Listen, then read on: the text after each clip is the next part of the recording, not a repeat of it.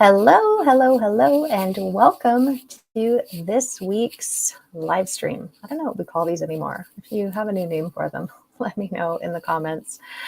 If you're new to this space, if you're new to watching any lives with me, let me know in the comments so we can officially welcome you. If you're watching the replay, let us know that. And if you're live, say hello, please, so we know who we can say hi to. All right, so today we are going to be talking about the biggest gifts that we can uncover in our current money ceiling. So I'll share a recent example of an awareness that I had so that we can normalize these things that come up for us, because regardless of how much income we generate, we're always going to have something coming up. So many of you have heard this story. And I know many of you can relate to this or something similar. Sometimes it's happening in your family. Sometimes it's happening in your friend group. But as we know, when we turn 12 and 13 developmentally, we really shift the care and attention away from our family and put it way more on our friends, right? So it's not that our family is not important, well, depending on who your family is, but our social group becomes really, really important at around 12, 13. And then, of course, we know what happens after that. So with me being an only child, I already viewed my friends as being my sisters, essentially, right? That was my expectation placed on those relationships. That wasn't a conversation that we had. And all of my friends had siblings. So, of course, I was a friend to them. But in my mind, unconsciously and unknowingly, they were, or I shouldn't say unconsciously, but I didn't know how to put words to that. And I placed greater expectation on them than what they were able to commit to, right? In fairness. But I also know that friends are really important. And I would go through that typical thing that girls would go through, where you'd go to school one day and all of a sudden people weren't talking to you. Meanwhile, the night before, you thought everything was fine. You went to school and you would get the cold shoulder, or worse, right? Depending on how things were. And that was in the era before social media. I can't imagine what kids that age go through now. I think we have a pretty good concept of that. But the point is that unconsciously, fast forward to years later in my business, when I enter groups where it's a mastermind or a networking group or something, or even I would say with groups of clients, if I'm leading groups, there's this unconscious thing that sits there behind me of who's going to turn on me, right? Everything's great. Everyone seems to love the space, the group, the whatever, I'm great, whatever the thing is, right, in the group, whatever people are saying, and then poof, will people turn on me? And sometimes people do, right? Now, I know that I'm not immune to that. I know that happens in a lot of spaces. And I can also see in jobs where people would pursue me for a job. You're the greatest thing since sliced bread. We have to have you. They prop me up and then poof, turn on me. So there's codes in there that I've cleared now that I'm aware of it, right? I didn't have the words, and I've been unpacking this for a long time. The reason I'm sharing this is because I know that I'm not alone in this. And so this is my invitation, I guess, to you to take a look at what might be happening for you in the here and now that is triggering you. This is the gift, right? The hidden gifts in our money ceiling. So what might be triggering you that you can't put your words on, but something's just poking at you? The next thing I want you to do is ask, who does this remind me of? Or what does this remind me of? And it might take a bit of time. You might need to journal on it every day. You might need to just be in the question of that and kind of get on with your day and let it kind of reveal more of itself to you. These are deep things, right? These are core wounds that happen that sometimes we can get awareness in a nanosecond, but usually we spend a lot of energy unknowingly trying to stuff this stuff down, right? So it can take a bit of energy to reveal it again. It just depends on your situation. But anyways, you can be in the energy of, okay, this is the trigger. I'm triggered by this. I don't know why I'm triggered by this. Who does this remind me of, and or what does this remind me of? So in my situation, I tend to say, who does this remind me of? And I wasn't really getting to the bottom of it. But as soon as I said, what does this remind me of? I'm like, oh yeah, this is a familiar feeling. I know all too well what it feels like to be going about your day thinking everything's fine and have people turn on you.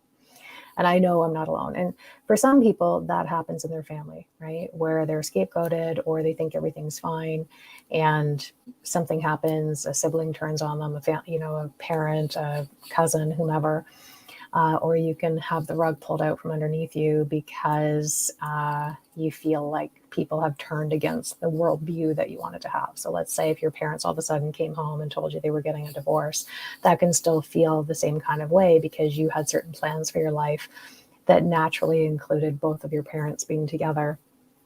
And then all of a sudden they weren't, right? It can feel like, in a child's mind, it can feel like people are out to get you. They're doing something to you, right? But I'm giving you some examples anyways. So this is just a recent example for me. There's a ton of examples I have. I work with people all the time around this kind of stuff. And this is where the gold is. The treasure is in the trigger. So let's take a look at something like having a narcissistic mom. Now, of course, I don't wish that on people. If we look at it spiritually and we operate under certain hypotheses, which is that we choose our parents before we come here, and we choose them because they are part of our soul family and they love us so much out of a body when we're not on this planet, at the time we make these plans, and they say, you know what, I love you enough, I'm gonna play the abusive dad, or I'm gonna play the alcoholic mom, or I'm going to play whatever role for you that helps you heal a wound that you're already bringing into this lifetime, and also master something so that you can be the version of you, right? We often need the polarity in order to have these ahas, in order to grow, and so on. So let's just take a narcissistic mom, for example. This is a very common thing. We throw around narcissism a lot in the online space, especially. I see it, and people totally misuse this word. Many of you watching this are actually qualified just by personal experience to really identify what a true narcissist is, and or clinically speaking, you have the training to do that. I'm one of those people, meaning have clinical training with that, and many of you do as well. So when I say narcissistic mom, I actually mean, by definition, by the DSM, Diagnostic Services Manual, that and a psychiatrist looking at it would say, yes, this is a narcissistic parent. So when we look at it spiritually, we come in, that person agrees to love us enough to play the role of our enemy, essentially, right? They're not, but you get what I mean. And but what is the gift of a narcissistic mom? So let's unpack it a little deeper. If you're here to be a healer, if you're here to be a lighthouse, if you're here to provide some sort of therapeutic service, think about the gift of calling in a narcissistic mom. That doesn't mean you have to have one in order to be an effective therapist. It's just to say that if we unpack it, we can see that, okay, well, my narcissistic mom at a very young age taught me how to make it all about everyone else but me. That's actually not healthy, but that's something that can really effectively build a business. Take it from me, I know, right? When you're so used to it being about everyone else, you actually can build a really thriving business. Now, again, I'm not saying that's a healthy way to go about it. It's just a product of our conditioning, of our programming, of our wounds, and so on. They can still serve us. It's not that we're conscious of it. It's just that it's an automatic skill that gets developed. It's so ingrained to know how to make it about other people. And if you're a narcissistic mom, again, as an example, would talk your ear off about all of her problems and make you her little mini therapist when you were 2 or 3 years old, 5 years old, whatever, then you also not only knew how to make it about everyone else because your mom wouldn't allow it to be about anyone but her, but then on top of that, if she was making you her therapist, which on so many levels is not okay, right? Especially because it's a role reversal. It's, it's all the things. It's toxic. It's actually abusive, but it's also completely inappropriate. Like, why would a grown woman want to be getting therapeutic advice from a 5-year-old, right? So anyways, in that role, you also likely learn to be a really great listener. That's another box that we can tick as far as what qualifies you to be really talented at what you do now. Again, not saying these things have to happen in order to be an effective healer, therapist, whatever, space holder. But the conditions in childhood can allow for us to grow the business that we have. Now, I have at some point this shifted for me, but I would say I probably got to 7 figures in income from learning how to make it about everyone else to the exclusion of me. I was burnt out. And so there's symptoms to this, right? I was burnt out, probably somewhat resentful, feeling like, ooh, this is a lot of producing energy, right? And there was a shift that happened for me. Obviously, I shifted this energy a lot with my mom and so on. But there was a shift where I said, oh, okay, I'm producing, right? This is what you do. You can never do enough for a narcissist. You just unconsciously bring that into your business. And again, this is the gift, right? Not healthy, but it's the gift. That pattern got me to this place. And then when I had the awareness around it, I went, oh, I'm producing. Contributing and producing are actually the same outward energy. It's just the energetics behind it are different. Contribution feels light. It feels expansive. It feels like I'm just contributing to the conversation around Akashic Records, money, business, client attraction, whatever your thing is. Whereas producing is effort, right? Just constantly pushing through, can't do enough, got to keep pouring into the community, into our business, into our team, whatever you're pouring into. So that is what I mean by the gifts in your money ceiling. So it can get us to a certain level, right? My dad was a workaholic. So that, as much as it was not healthy at all, it wasn't healthy for me to be afraid to sit down because I was so anticipating, even my adulthood, someone to come along, AKA my dad, see me sitting there doing nothing, which really is not nothing, right? We're breathing, we're integrating, we're doing whatever. But I had such programming from childhood around, I can't be seen sitting still. I have to be doing something, that I worked hard for the sake of working hard. I worked hard for my money. I worked hard to keep my money. I had to tell everyone how hard I worked. Oh my God, everyone, I worked so hard for this. Oh. Even our outward community, right, will say, oh, you deserve it. You work so hard for it. There's a lot of hardship there. So that's another wound, right? And that allowed me to build a really amazing business because I had what some people would call a solid work ethic. I would say now unhealthy, but at the time, that's all I knew. I know how to work hard. I know how to work for the sake of working. And I imagine you might know that as well. So the gift in that is that it got me to a certain place in my business that allowed me to make a certain amount of income, that allowed me to treat my business like an asset, take a portion of the income from my business, go let it work for me and compound in real estate and stock market and things like that. But at some point we burn out from that, right? So if you are having a money ceiling, my theory, my working theory, which I think I can back up with a lot of evidence with myself and my clients and so on, is that you're bumping up against something significant. There's a significant wound there that we don't need to make right or wrong. We just want to look at it objectively, like, isn't that interesting? I'm having this ceiling. What is the crunchiness I'm noticing around me? Oh, I feel like an imposter. What does that remind me of? Where have I been accused of not being enough, or being a faker, or being shady, or whatever things you might have heard? So what situation or who does this remind you of? And then you might have an awareness, like being a child and constantly being asked, who do you think you are? Well, no wonder unconsciously you have imposter syndrome, because you're so used to questioning, who am I? Am I enough? Who do I think I am? Oh, I'm either too much for people, not enough for people. I should just hold back. And yet, having a growth mindset, you're just naturally wired to grow. So the conundrum is, who do I think I am, or taking up space, right? I'm trying to give you some examples of how this might play out. Same with having an alcoholic parent. You would have learned, not in a healthy way, a lot of responsibility. And on some level, I have to wonder if when we call in these kind of parents, if it's because the version of our purpose when we become an adult requires us to be calibrated to a certain level of responsibility so that we can lead in the ways that we've already been coded to do.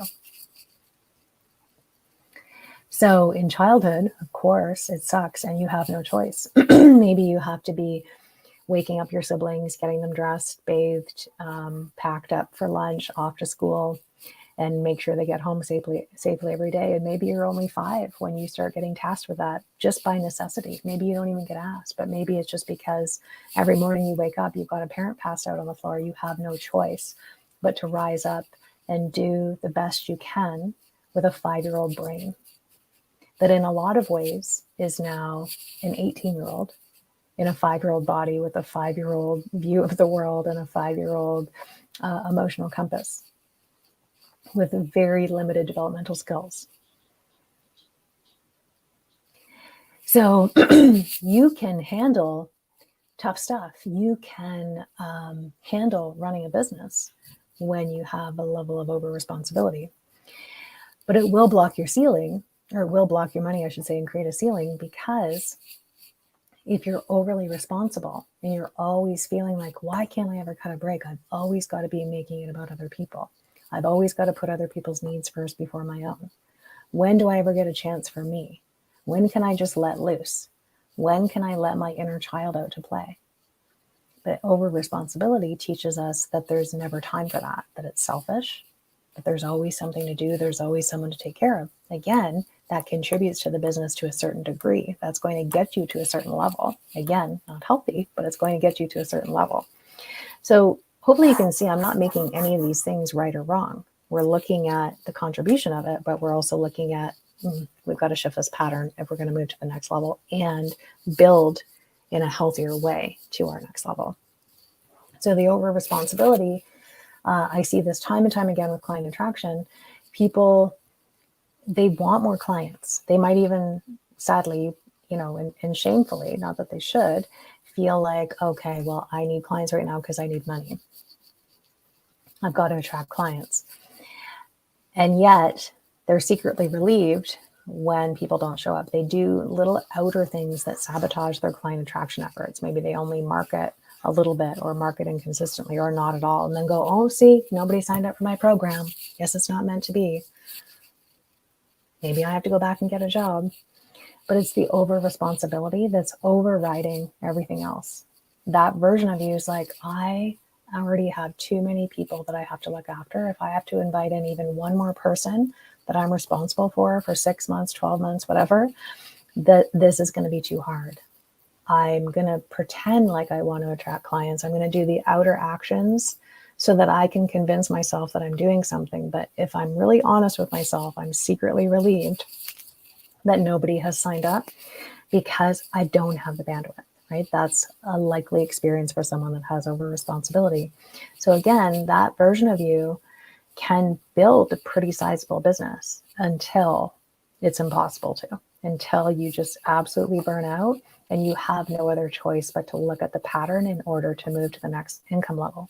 And fortunately, if you already have an innate growth mindset, which I imagine you do if you're in this space, then the growth mindset in you is compelling you to lean in and get curious about the upper limit. If you didn't have that, you would just be like, oh, see, I've tapped out.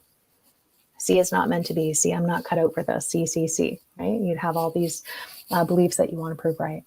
But when you have a growth mindset, that is the thing that just compels you to be curious about what's on the other side of this, to get curious enough about what's underneath that. So let me know in the comments if this popped anything for you. Again, just to recap, looking at what is the thing right now? What's the crunchiness? What's the trigger right now? Knowing that the treasure is in the trigger. And then who or what does this remind me of? And then creating a plan to shift that. And part of that plan involves celebrating it. Like, thank you. I know this wasn't healthy, but thank you for the gift of a narcissistic mom, because it taught me these things, these skills that I had no choice but to develop in caretaking for a narcissistic mom or an alcoholic parent, or has afforded me the ability to be an amazing listener, or an amazing space holder, or an amazing leader, or whatever the situation is.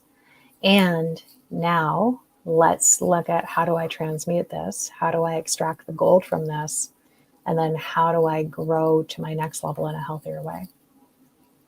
So if you want to unpack more of the money stuff to see how you can move to your next level, I definitely want to invite you to join us in the Embodied Wealth Academy. I'm going to just drop me a link in the comments below. It's a 6-month group program where we are unpacking all of this stuff really deeply, but in a safe environment, and ideally a somewhat light and playful environment, right? Recognizing that this is deep stuff. We have a lot of money activations, a lot of new money templates that are being downloaded, and then some energy clearings as well, right? To get us on track.